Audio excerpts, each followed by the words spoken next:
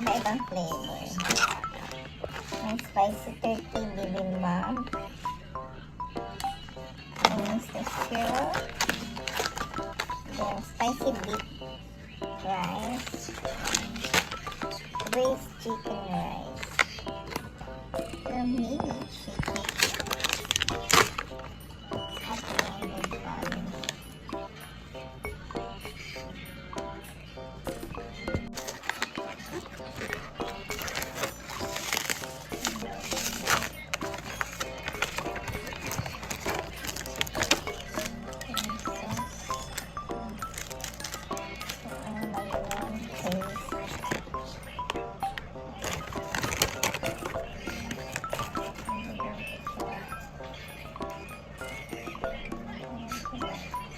Yung kanin dito guys.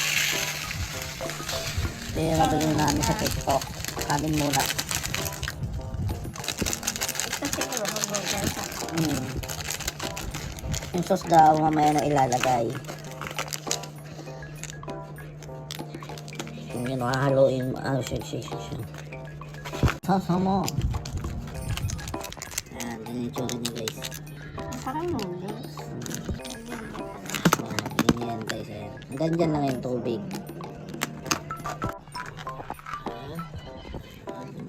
Tubig guys. Sama na ba? Okay na. Ha? Itak-tak. Ayan syrup. Share na lang ulit yan guys.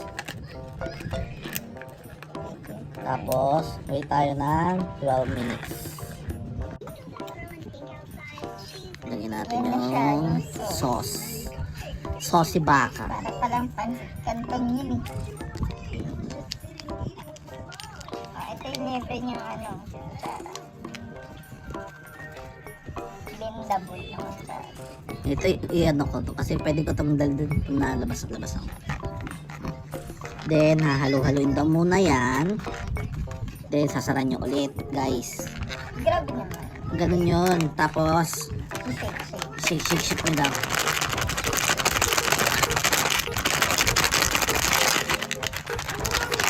Reaction video. Reaction beef.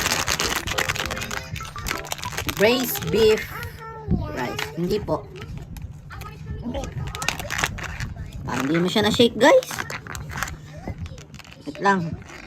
Kaya natin gamitin yung kutsara na binigay nila. Taste. Diba guys, oh, nakita nyo yung laman.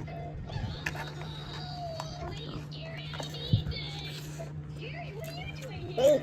10 out of.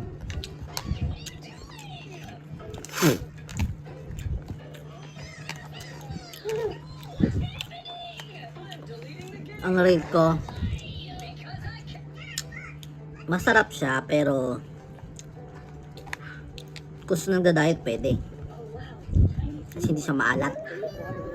Mababa lang sodium. Hindi siya maalat. Masarap naman yung braised beef.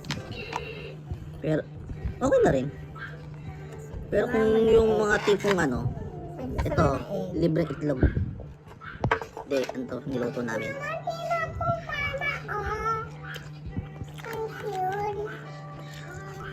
Wait na.